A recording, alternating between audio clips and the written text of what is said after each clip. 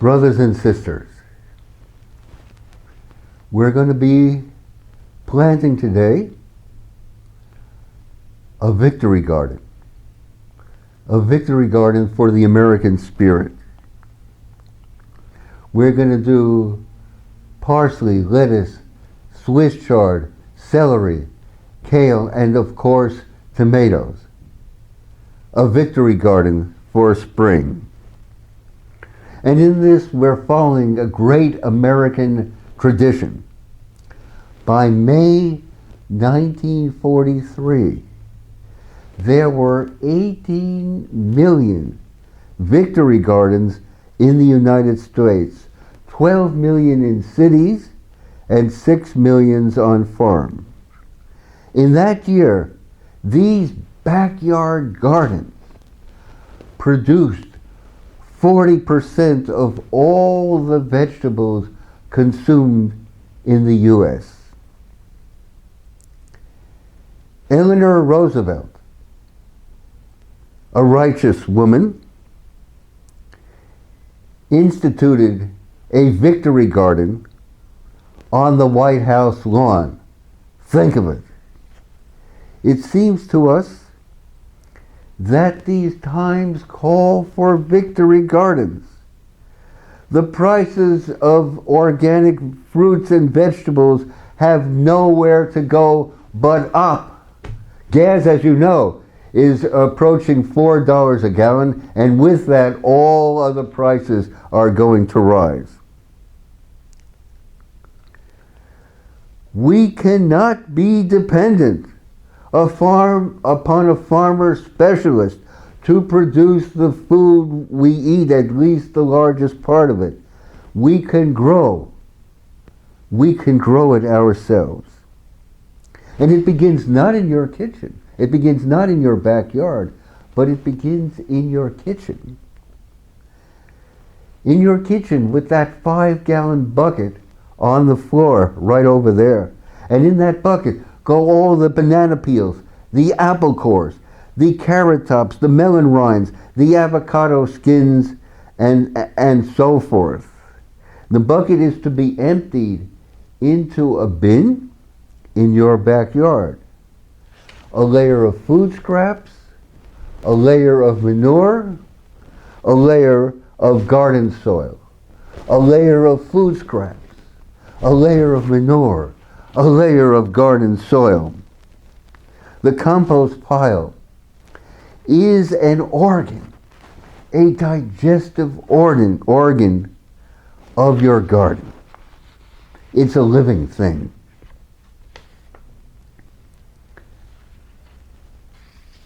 Why do we plant? We plant because organic standards are eroding. Just because it says organic does not mean that it was not grown in chemical soup, under artificial light, 24 hours a day in a steel shipping container. Just because meat says that it's organic does not mean that the animal was not packed in conditions of unspeakable filth and stench in a contained feeding lot. We plant because almost 80 million Americans, 42% of the population, are obese, and another 30% are overweight. Along with waves of depression and suicide, is it any wonder that disease sweeps through a population as imbalanced as this? We plant because over 60% of the food that Americans eat, measured by caloric input, is ultra-processed food. We plant because the pandemic is one of many. There's the pandemic of cancer, of heart disease, of high blood pressure, of diabetes, of obesity, of depression, and of suicide. All stem from a profound imbalance in how we eat, how we live, and how we relate to one another. We plant because the latest data show that the birth rate in these United States is the lowest it's ever been since they started keeping records back in the 1890s. We plant because life expectancy here has declined in the last 3 years, year by year. We plant because we are afflicted by a deeper, more profound illness than that of any virus, an affliction of the soul, a disease of the spirit.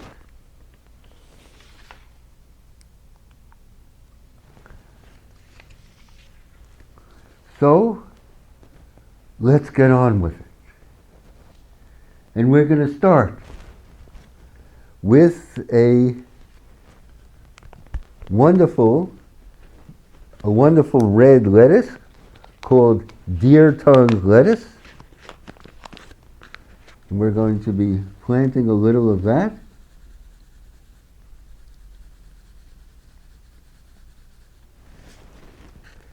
Red deer tongue lettuce from Everwild Seeds. We're going to be planting with winter density lettuce, a magnificent romaine from Pine Tree Garden Seeds. They're wonderful people. I couldn't recommend them more highly.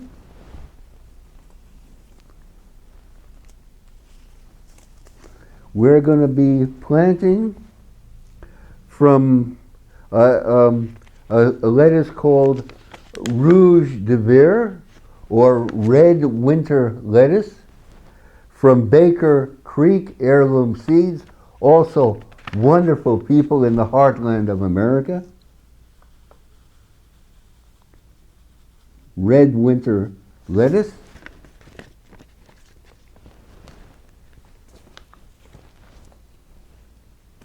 Another wonderful seed from Baker Creek called a Lunox lettuce.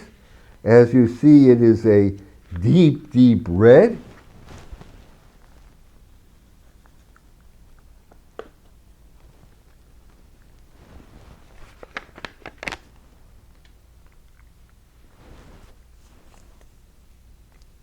And we're going to be planting a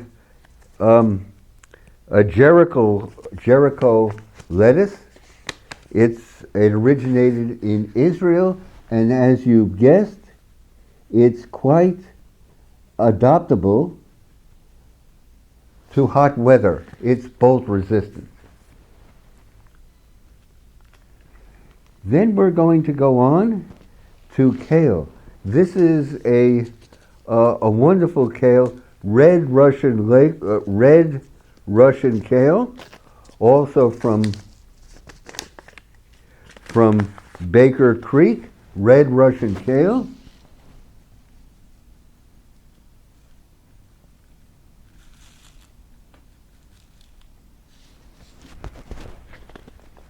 And we're going to do 1,000-headed kale. Can you imagine kale leaves that big? Can you see that? Amazing. Amazing. There's so-called treasures out there for all of us. It's just a question of making it happen, brothers and sisters. There is so much support out there. So many brothers and sisters everywhere who are willing to help you and assist you.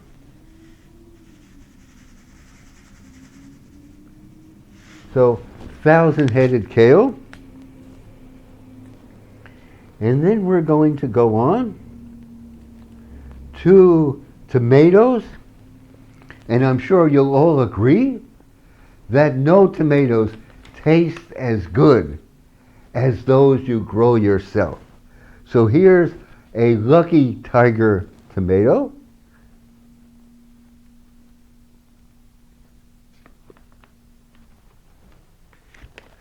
And here we have a pink bumblebee tomato.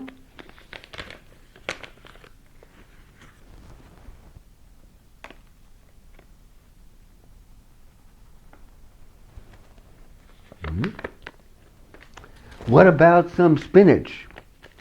This is a spinach called America from the Seed Savers Exchange. They're in the heartland of these United States, and this is a wonderful organization of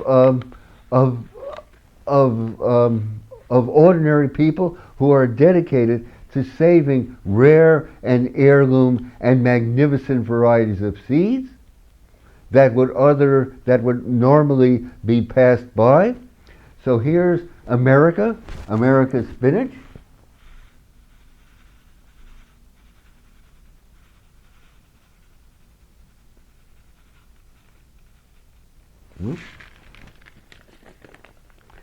And then if we've sown spinach, what's next? But Swiss chard, of course. And this is a Swiss chard from Johnny Selected Seeds, a wonderful employee-owned company in Maine. You could not do better than to visit their website. So here's a Swiss chard called Charbel.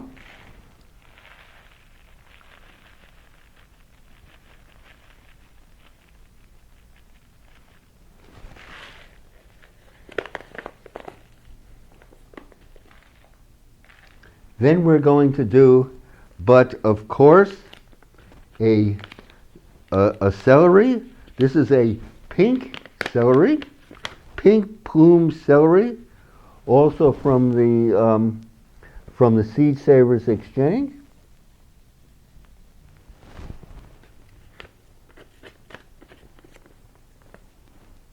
And then how about some leeks? This is a King Richard leek from Johnny Selected Seeds.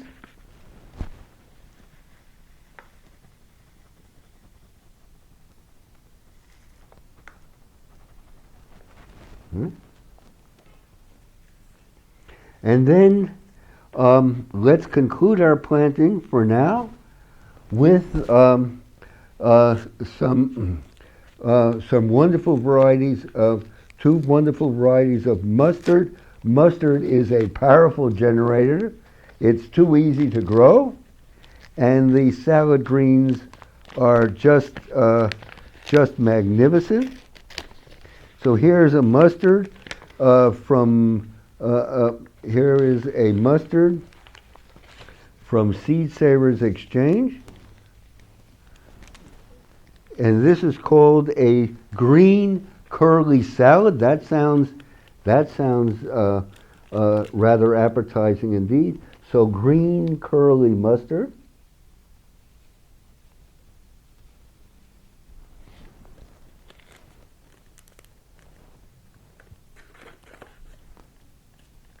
And finally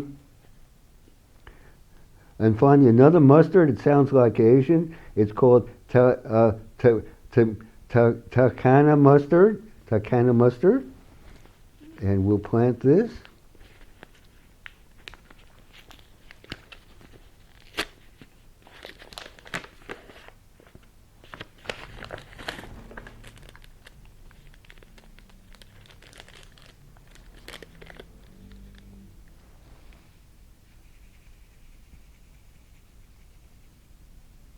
Huh? And how shall we conclude? Why not with some red dandelions? Red dandelions. This is actually a close relative of wild dandelion, and it's red stem. Also another vegetable that's too easy to grow most anywhere US of A. So red Italian dandelion.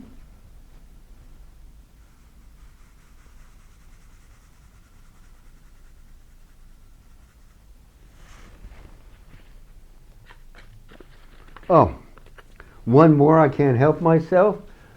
Lovage, a vegetable somewhat similar to parsley, only it grows much, much taller. Magnificent salad green. Lovage.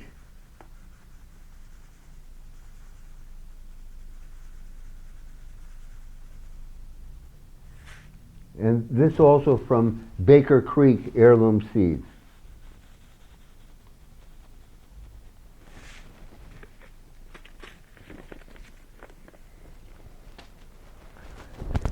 There are so many wonderful videos out there showing you step by step how to dig up your lawns and plant a garden. And I understand if you don't have a backyard or front yard garden, usually within walking distance, hopefully, there may very well be a community garden.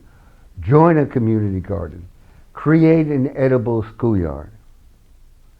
Let us go forth, brothers and sisters, to make this the spring that decides. The spring, a spring of regeneration, a spring of renewal, a spring of redemption. Let us go forward.